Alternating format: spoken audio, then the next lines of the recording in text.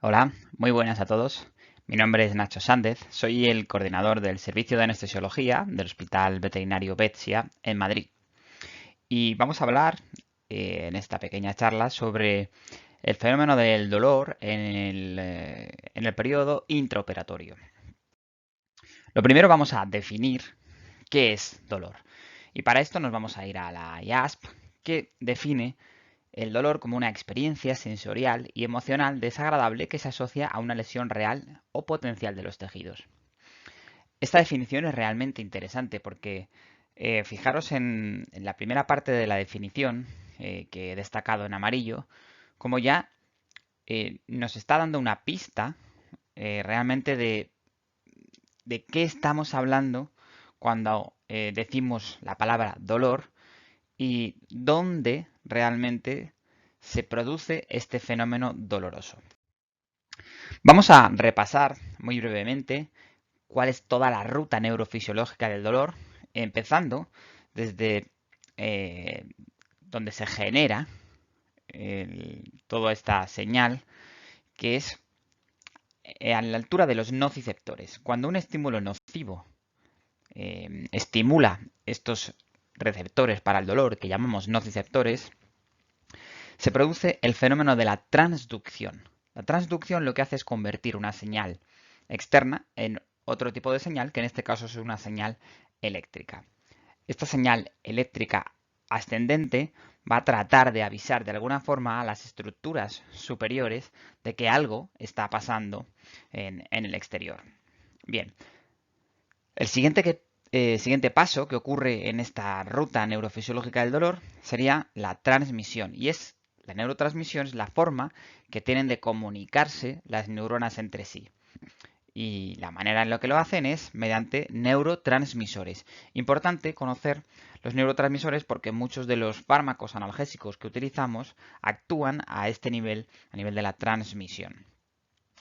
Pero esta señal ascendente sigue, entra en médula y es aquí donde se produce un fenómeno fundamental eh, para comprender toda la neurofisiología del dolor, que es la modulación.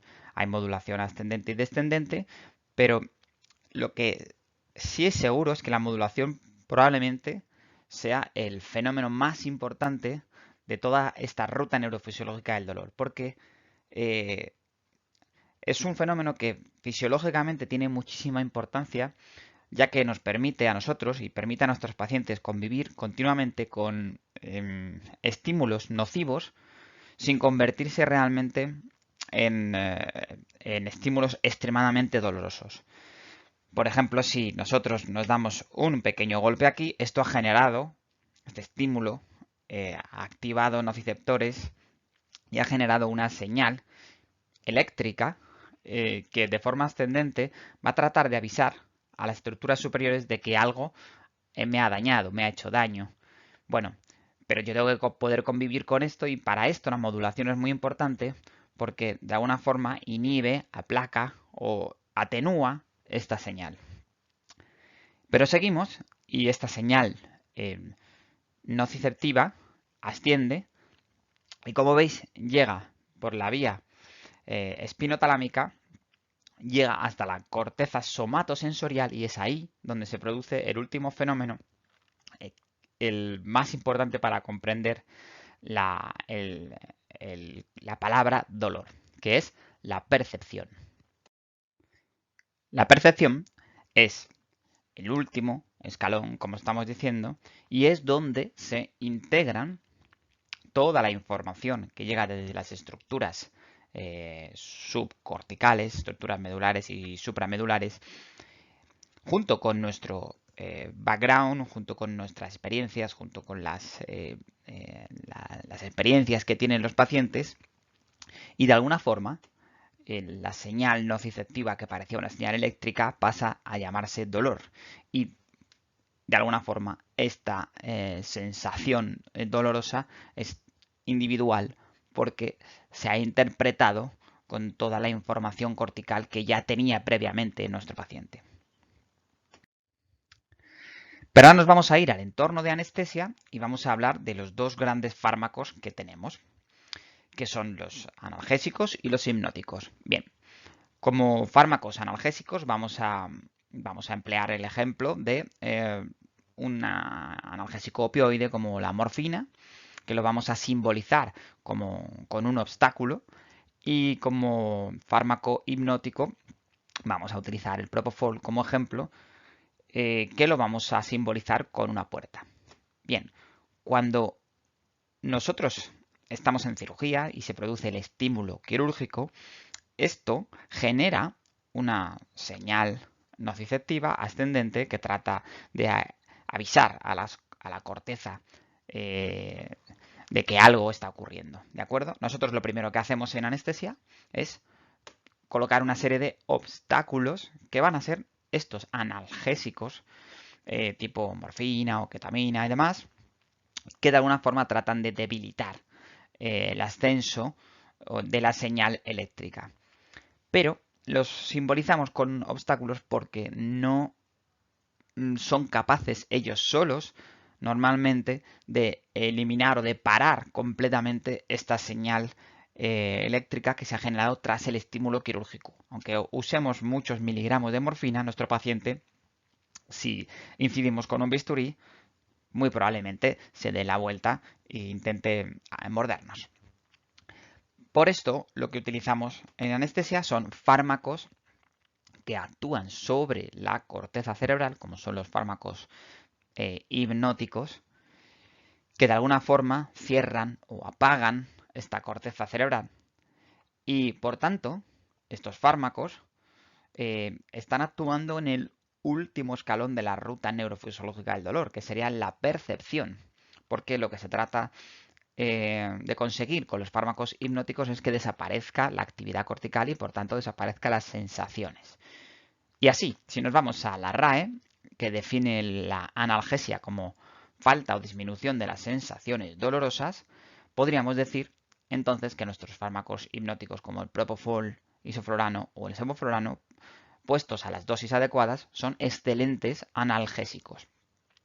Esto que parece contradictorio no lo es, porque en realidad lo que estamos siguiendo es los conceptos neurofisiológicos de la ruta nociceptiva, ¿de acuerdo? Y si pensamos que los fármacos hipnóticos son capaces de quitar cualquier tipo de sensación agradable o desagradable, por tanto serán excelentes analgésicos, porque quitan la sensación dolorosa.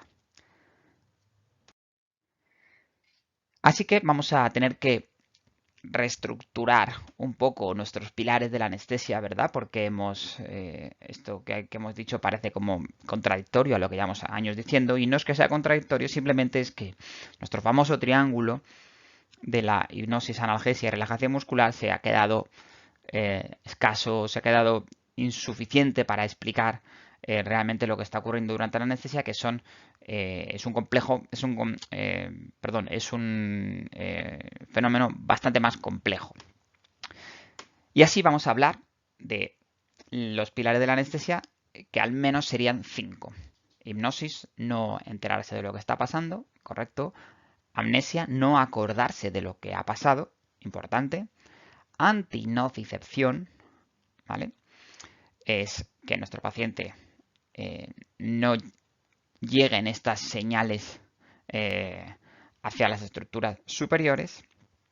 Relajación muscular, que es algo que evidentemente le importa a nuestros compañeros cirujanos y tenemos que conseguirlo, pero no es un problema muy grande para la anestesia veterinaria. Y por último vamos a incluir este pilar de la estabilidad del sistema nervioso autónomo y vamos a hablar un poquito más de él a continuación. Tenemos estos dos pilares corticales que son la inconsciencia y la amnesia, es decir, no enterarse y no acordarse de lo que ha pasado. Y es que es aquí, insistimos, en la corteza cerebral donde se produce la entrada y el procesado de toda la información que viene de fuera. Y es aquí, insistimos, en la corteza cerebral donde se produce el fenómeno de la percepción del dolor.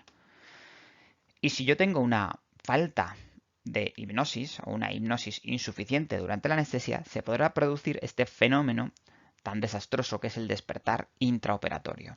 Y si yo tengo una falta de hipnosis y mi corteza cerebral está lo suficientemente activa o despierta para llegar a sentir cosas, sí podría hablar de dolor intraoperatorio, ¿vale? Pero si mi paciente está en un estado de hipnosis adecuado, nunca podría sentir sensación dolorosa.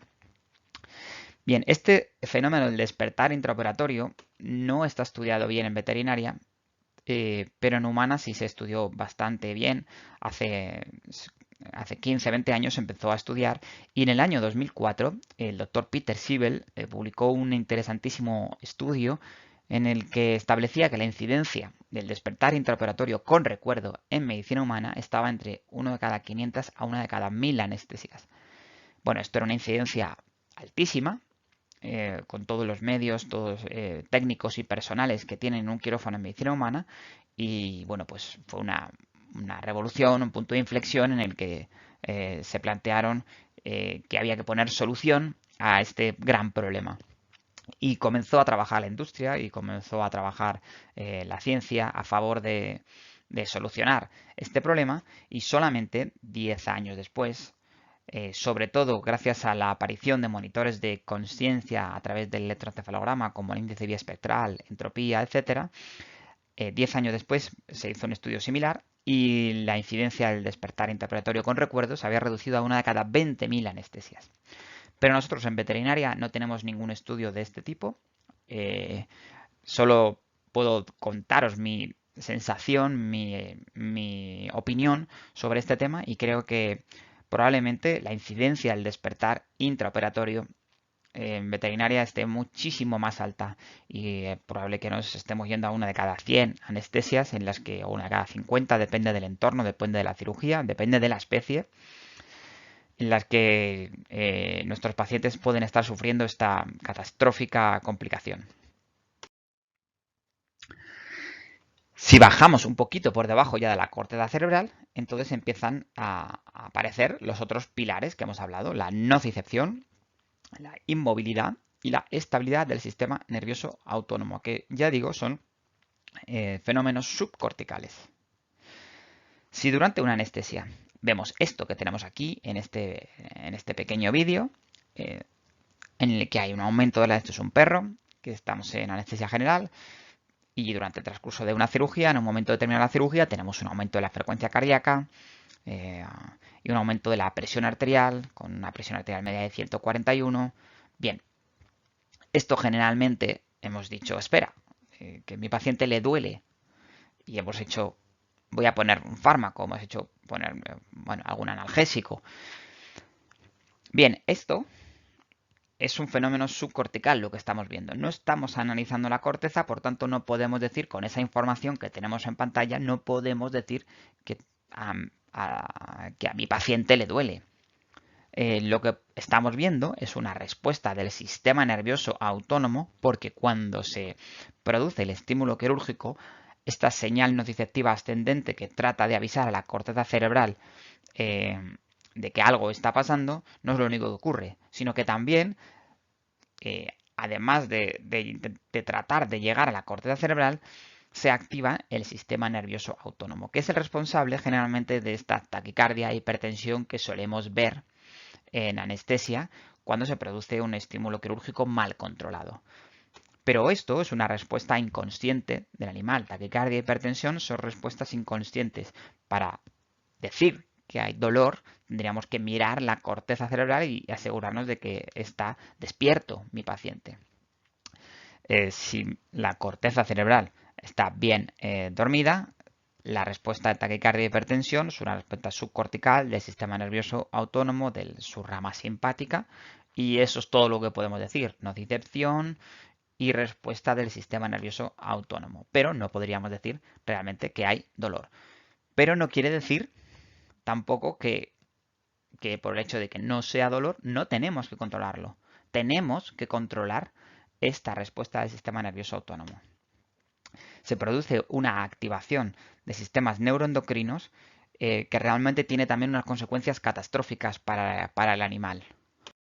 Y no solo eso, sino que en los últimos años lo que estamos viendo es que hay una relación entre el sistema nervioso autónomo y la respuesta inflamatoria.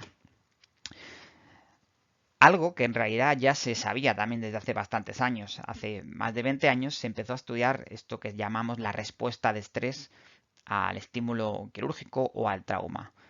Bien, lo interesante es que estamos pudiendo estudiar últimamente que el sistema simpático se relaciona con la secreción o la estimulación de sustancias proinflamatorias y el sistema parasimpático con la secreción de sustancias antiinflamatorias. Por tanto, claro que tiene importancia esto de controlar el sistema nervioso autónomo. El sistema simpático tiene que estar controlado durante la cirugía, no solamente porque nos gusta tener unos números bonitos en nuestro monitor, sino porque de alguna manera lo que estamos controlando es la respuesta inflamatoria, el equilibrio inmunitario, el desequilibrio inmunitario que se produce también, y esto nos va a llevar sin duda a unos mejores perfiles posoperatorios, de menos dolor posoperatorios, mejor recuperación, mejor cicatrización, eh, en fin, mejores resultados